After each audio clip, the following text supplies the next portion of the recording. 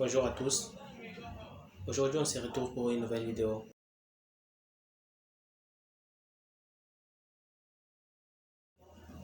La première leçon à donner aux enfants, c'est l'assainissement des milieux. Pour ceux qui ne savent pas, l'assainissement des milieux, c'est le fait de rendre propre votre milieu. Oui, votre parcelle, ça peut être dans la rue. Aujourd'hui, il y a beaucoup de saletés dans notre ville. Beaucoup de jeunes qui grandissent aujourd'hui ne savent même pas comment rendre leur milieu propre. Et c'est là, aujourd'hui, la ville de Kinshasa est tellement malpropre. Je suis sûr que c'est aussi parce que les gens ne savent même pas les notions de l'hygiène. Et si les notions de l'hygiène étaient enseignées dès les bas âges, je ne suis pas sûr qu'on pouvait arriver jusque-là. Et si je vous dis ça, c'est parce que j'ai rencontré un petit enfant un jour dans le bus. On partait au campus et il a aussi profité de ça pour partir. Il était avec sa famille. Il a vu un papa, quelqu'un d'autre qui mangeait. Et d'un coup, il a jeté ça dehors. Les restes de sa nourriture, les sachets, les bananes, la couverture des bananes qui était là. Et il a jeté ça. Et l'enfant, l'a réprimandé pour ça. Il a dit, pourquoi tu as jeté dans la rue? Les histoires qu'on jette pas dans la rue, il faut garder pour aller jeter dans la poubelle. Oh, cela m'a vraiment impressionné. Parce que je ne pensais pas que l'enfant pouvait penser comme ça. Alors que nous, les grands, on était là à l'intérieur, on n'a rien dit. L'enfant a compris qu'on ne peut pas les jeter mal. Bien sûr que la ville de Kinshasa n'est pas propre. Mais un enfant qui connaît déjà ça, c'est vraiment impressionnant. Et si tous les enfants étaient comme ça, je ne suis pas sûr que cette ville pouvait toujours continuer à être comme ça. Merci. Et si tous les enfants savaient la notion de l'hygiène, savoir que les déchets, on ne les jette pas dans la rue et on les jette dans la poubelle. Et en fait, il faut aussi leur parler des conséquences des déchets. Pourquoi il ne faut pas jeter dans la rue, pourquoi il faut toujours dans la poubelle. Donner un peu, chercher un peu des concepts comme ça pour donner aux enfants. Même quand ils grandiront, ils sauront toujours ça dans la tête. Oui, c'est comme ça que ça se passe. Les partages. À propos du partage, j'espère que vous savez tous ce que c'est un partage. Aujourd'hui, bien sûr qu'il y a certaines personnes qui sont venues au monde égoïste, mais je ne sais pas. Je ne suis pas psychologue pour savoir tout ça. Et c'est peut-être les psychologues qui savent ce que c'est l'enfant, les étapes de l'enfance, tout ça, pour expliquer tout ça, mais moi je n'en sais rien. Alors, j'aimerais tout simplement vous dire que un enfant qui a l'esprit de partage, ça doit aussi commencer dès les bas âges. Quand il donne à un enfant quelque chose, il faut d'abord voir son esprit. S'il a l'esprit de partage ou pas. Et s'il n'en a pas, vous pouvez commencer à l'indiquer. Pas des façons pour lui dire non, il faut commencer à partager, non. Juste avec des actions, l'enfant va comprendre facilement. Comme par exemple, lui donner quelque chose et dire prends ça, surtout l'aîné de la famille là, il est encore là petit, il a encore ces petits là, il dit toujours l'habituer un peu à servir ses petits, par exemple, prends le déjeuner et va partager à tes petits, prends ça, tu vas partager à tes petits. Pour lui, il va grandir avec cet esprit là pour dire la vie, c'est le partage, c'est ça. Il n'y a pas d'autre moyen d'enseigner aux enfants qu'on va partager à part ce que moi je viens de vous dire là. 3. La troisième leçon que j'aimerais vous dire, c'est l'amour. Et quand je parle de l'amour, ça ne veut pas dire l'amour conjugal quand même. Oui, ici, je parle de l'amour des enfants envers leurs parents. Cet amour-là, il faut vraiment l'activer. Ce sont des choses que parfois nous subissons et peut-être avec le temps nous comprenons.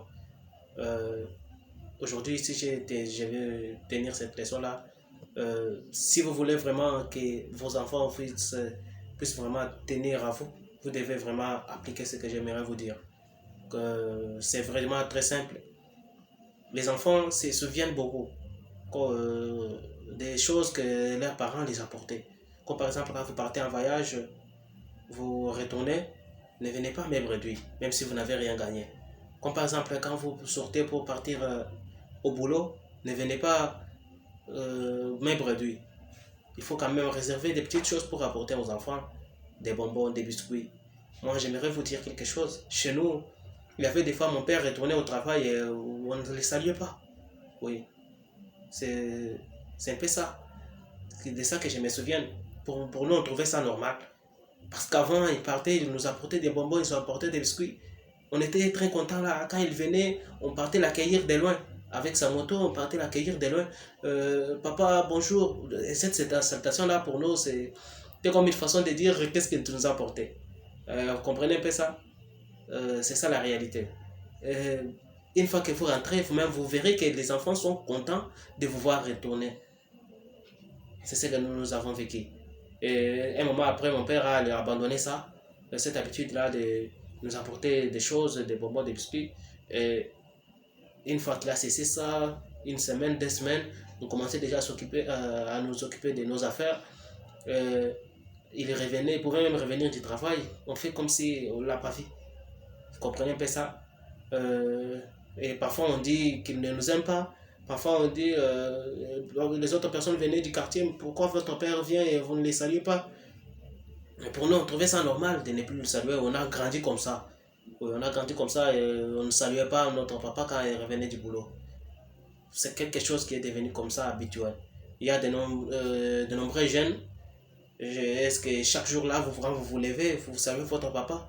Est-ce que vous savez pourquoi? C'est ça l'origine. Parce que à chaque fois qu'il sortait, il revenait même réduit. Et si j'ai menti, c'est à vous-même de voir si j'ai vraiment menti. 4. L'économie.